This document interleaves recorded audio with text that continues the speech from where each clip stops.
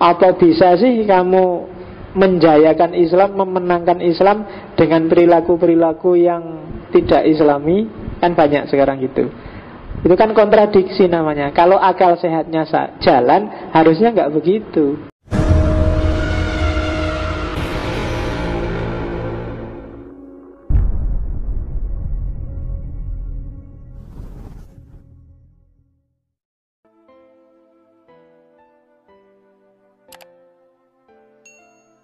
Umat Islam harus diajari caranya mikir yang benar.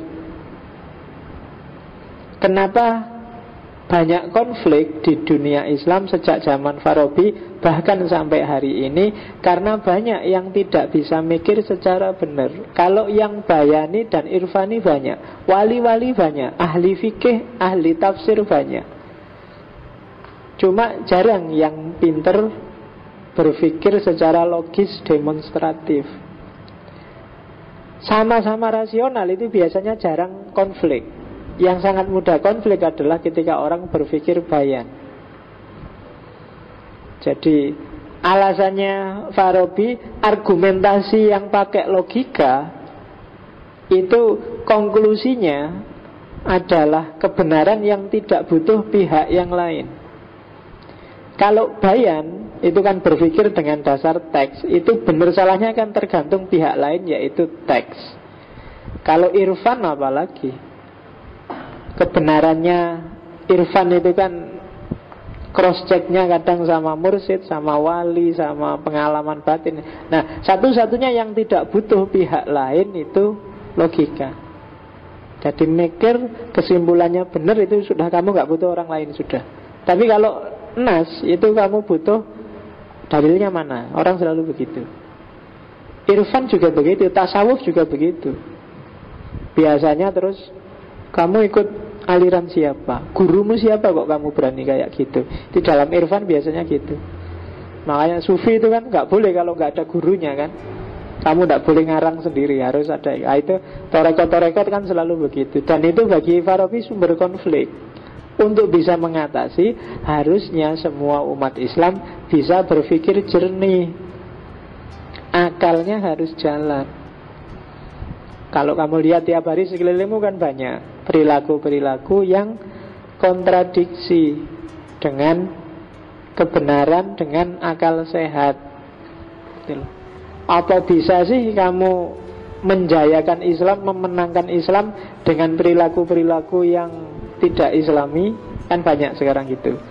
Itu kan kontradiksi namanya. Kalau akal sehatnya jalan, harusnya nggak begitu. Apa bisa sih kamu meneguhkan keyakinanmu dengan mencaci maki orang lain? Harusnya nggak bisa.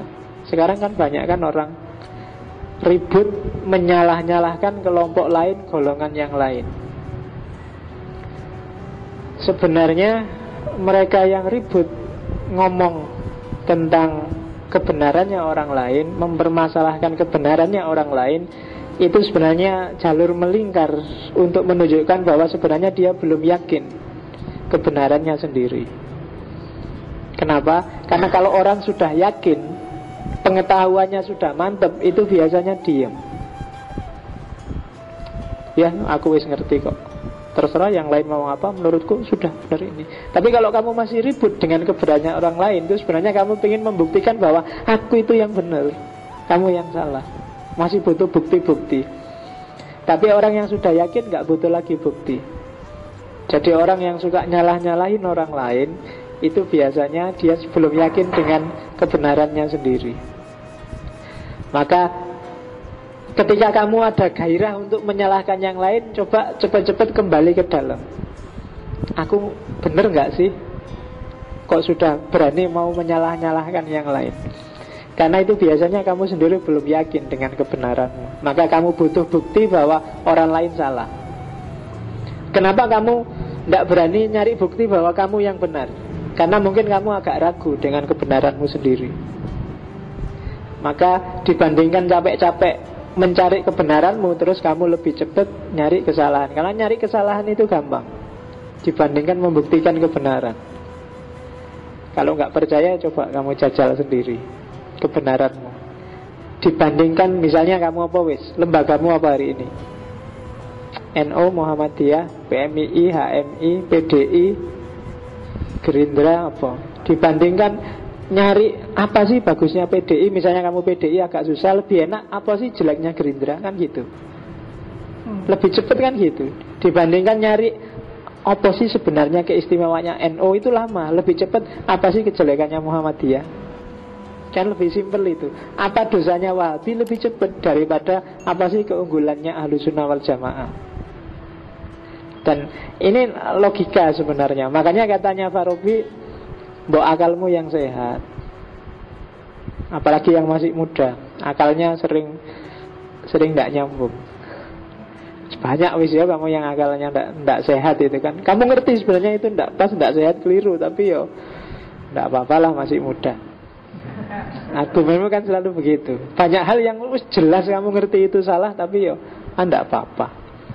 Nah, itu berarti akalmu tidak jadi raja. Kalau di Farabi, akal itu jantungnya, rohmu. Kalau jantungnya sudah nggak sehat, seluruh tubuhmu akan nggak sehat. Maka akalmu harus sehat, harus jernih kalau mikir logika. Sangat saya sarankan kamu belajar logika yang agak dalam. Karena ada teorinya, tidak bisa Pak mikir diem aja sejak kecil, orang tidak perlu sekolah juga sudah bisa mikir Pak. Oh, iya, tapi dalam banyak hal tidak bisa.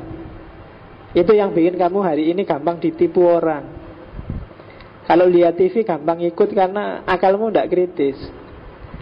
Kalau orang yang ngerti logika, lihat TV itu akan ketawa-ketawa tiap hari karena tidak nyambung. Banyak logika-logika tidak koheren.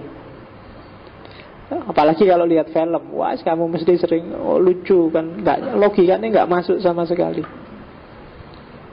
Apa wis contohnya kan banyak, apalagi film-film silat, film-film itu kan orang masuk akal belas. Dan kamu percaya film hantu-hantuan, film tiba-tiba orang bisa jadi ular, tiba-tiba kan kayak Indosiar itu kan. Nah, itu kan kamu seneng nonton itu, padahal kamu dibohongi. Termasuk acara hantu-hantuan misalnya, itu kan nggak masuk sama sekali di akal sehat, tapi kamu seneng. Nah, itu tipikalnya orang Indonesia. Jadi logikanya seneng. Kalau nggak percaya, kan ada tesis bahwa orang Indonesia itu sebenarnya cara berpikirnya masih mistik, tahayul. Sangat gampang dipengaruhi oleh hal-hal yang tahayul itu. Tak kasih contoh. Di pojoknya masjid itu ada seorang laki-laki yang sejak tadi dia ngadep ke sini. Ya sejak tadi kalau kita ndagel-ndagel dia ikut senyum-senyum. Tiap saya ngaji dia ada di sana.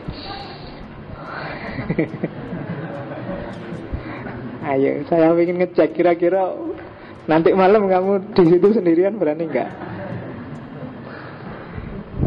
Nah kan dia ikut ketawa. Oke. Ada perubahan apa di jiwamu? Ya kan? Oh, jangan keras-keras nanti dia ngerti. Nah, kamu ikut kan? Iya, karena itulah jiwa kita hari ini. Cuma jangan gitu loh ya, nanti dia. Oke, kita lanjutin aja. Jangan dibahas, nanti nggak enak. Ya, terus pokoknya coba dibaca sendiri dirimu ketika saya ngomong kayak gini. Kira-kira ada yang dipengaruhi enggak?